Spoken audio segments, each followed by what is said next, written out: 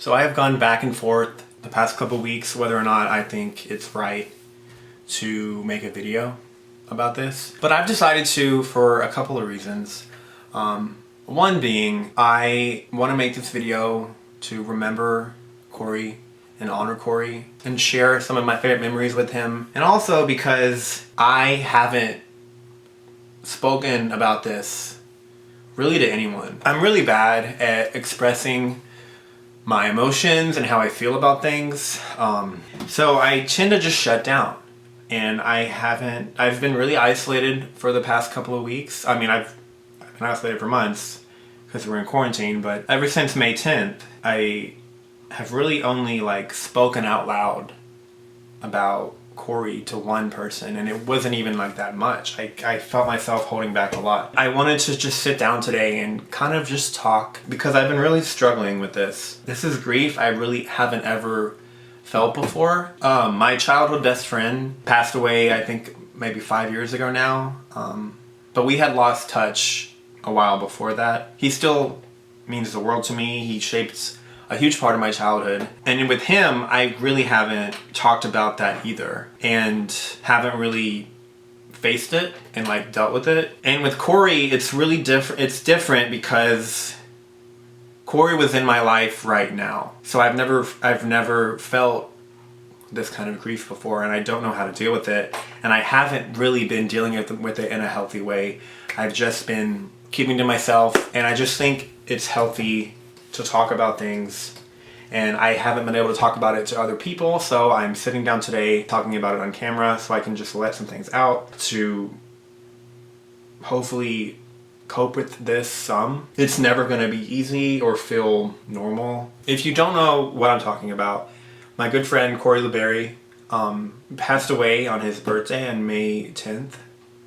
It's been a couple of weeks now, and I've found myself feeling guilty when I've tried to get back into normalcy or some kind of routine. I've been trying to think of videos to make, and every time I do, it feels wrong. And I know Cory wouldn't want that. I know Cory would want me and everyone else to keep doing things that make us happy and things that we love to do. But I can't shake the feeling I get when I try to go back into the normal stuff I do. And so I think I just want to just talk a little bit today. If this has impacted you guys, I really hope you're doing well. It's been over 2 weeks now, and it hasn't gotten easier. And it's been so hard seeing my friends who lived with Cory and who have known Cory so closely for so long. It's been so hard to see them go through this. I do want to talk about my favorite things about Cory. I want to honor Cory and remember him and celebrate his life and talk about all the ways he impacted me positively, because there were a lot. I've known Cory for almost a decade.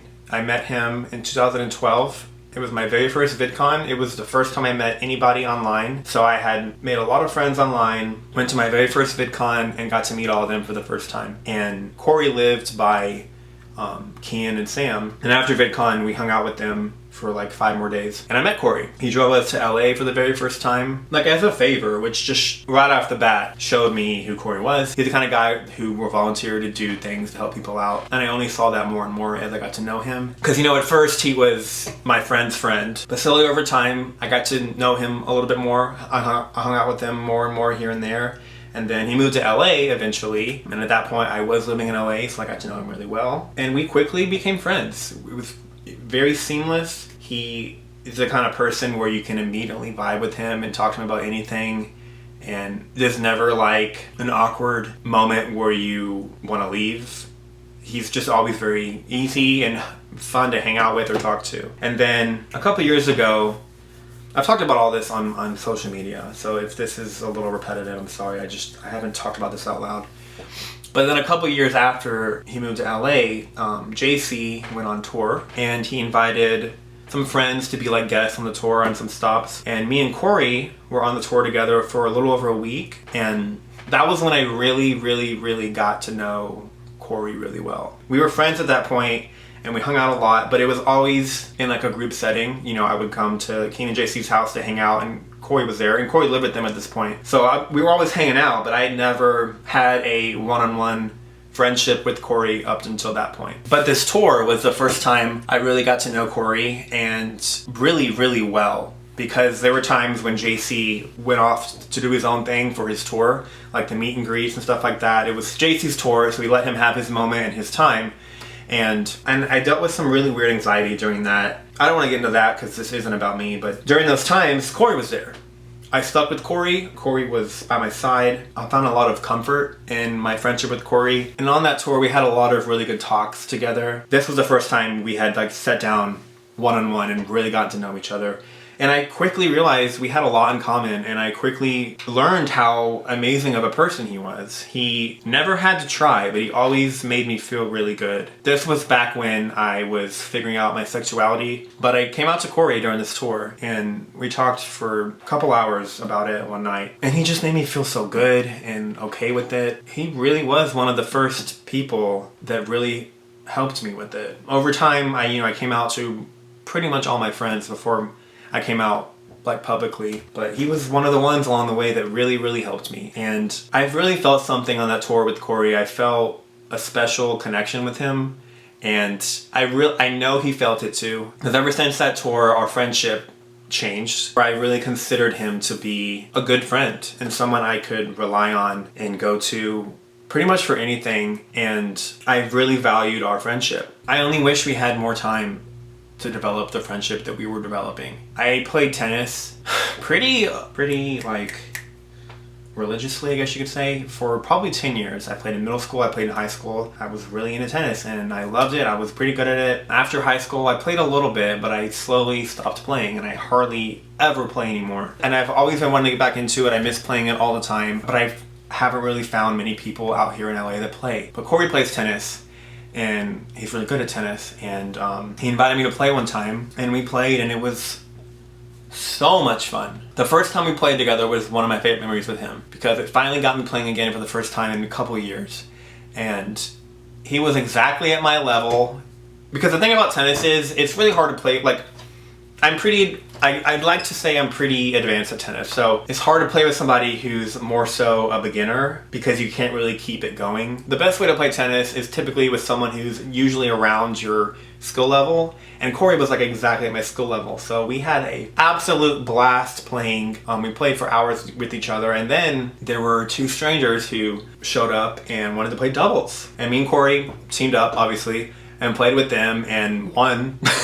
They were really good, but we were a really good team together. It brought back feelings that I hadn't had since high school, and I really, really enjoyed it. And I really regret that we didn't play that much more. We did play a couple of times, but then life got busy, and then we went into quarantine. So we hadn't played in a while, and I wish we got to play more. And I want to play more for Cory and think about him when I play. Cory was the kind of person who was always down to do anything. I don't think he ever said no once to a favor, to hang out, to do anything. In fact, he was the one who got me to play tennis. He brought me back into playing tennis. He was always like genuinely interested in things I was doing or working on or going through, and he was just so easy to have a conversation with about it. Sorry if my thoughts are kind of everywhere. I'm just trying my best to get my thoughts out. The last conversation I had with Cory was about running. Since I've been in quarantine and can't go to the gym, I've been doing a lot of running in my neighborhood,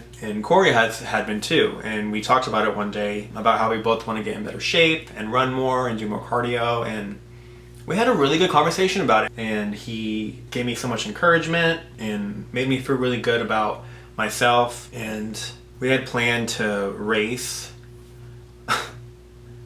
kind of as like a joke, but like we really wanted to do it once things were a little bit safer, and we never got to.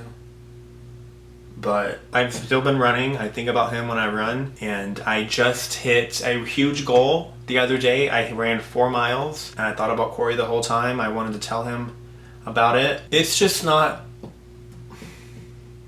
really not fair. I feel like Cory was just finding his place. I feel like he was coming into his own and really making a really awesome name and career for himself. He was so into anything he did. He loved making videos. He loved working hard on things for himself. He had a really, really good drive, which motivated me at times. One beautiful thing that I've seen in the past couple of weeks is everybody coming together online for Cory. I mean, it's the amount of love and support shown for him has been absolutely incredible. And I know he's smiling down on us about it. I just hope everyone's okay. This shouldn't have happened, and it's not fair. By the way, I'm looking right now, and there has been a GoFundMe for Cory's memorial fund to help his family out, and I just want to say thank you to everybody who has donated or shared, because as of right now, their goal was $150,000, and it's at $214,000 as of now, which is just absolutely incredible. It gives me a sense of peace knowing that his family isn't going to have the financial burden of this. So thank you guys so much if you've helped out in any way. It's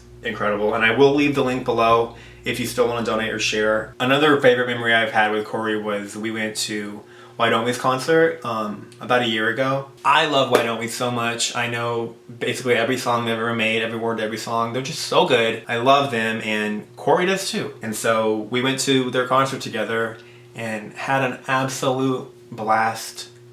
I don't think I would have wanted to go with anybody else because Cory loves them just as much as I do. We screamed the words together, we danced together. When I look back on 2019, it was one of the highlights of my year. It was just a really, really, really fun night, and I will now cherish that memory forever. I don't want to have regrets because I know Cory wouldn't want me to, and I want to focus on the good times and the good memories, but I just regret, maybe not even regret, I guess I'm just sad that we didn't get even closer because we were really starting to these past like 2 years. And you know, I hadn't seen him in a while because of quarantine, and I just can't imagine what his family and like really close friends have been going through. I know Cory would want us to be happy and to celebrate life, and I want to do that. I want to celebrate his life and make sure he's never forgotten. I think I just want to find ways to keep Cory's name alive and remember him and honor him.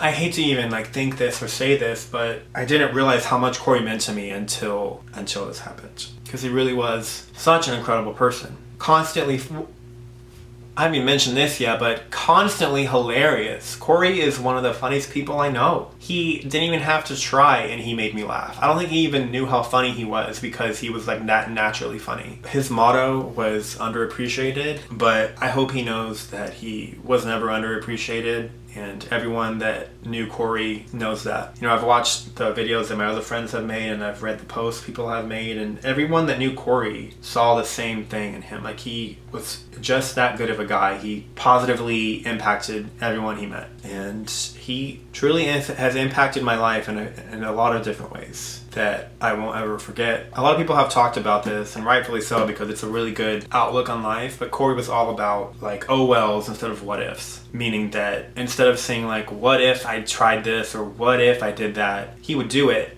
and if it didn't work out, he'd say oh well, at least I tried it, oh well. And I'm the kind of person who is very much a what if kind of person. I don't take a lot of chances. I don't do a lot of things outside my comfort zone. I don't put myself out there very much, and Cory did. Cory was so much like that, and I want to be a little more like Cory. I want to try to live with more oh wells instead of what ifs. I just know there's going to be a lot more I wish I had said, but I think I'm going to end it there. Corey La Barrie, I love you so much. I will forever miss you, and I'm just very grateful to have called you a friend. I'm grateful for the memories we have, and I will think about you for the rest of my life.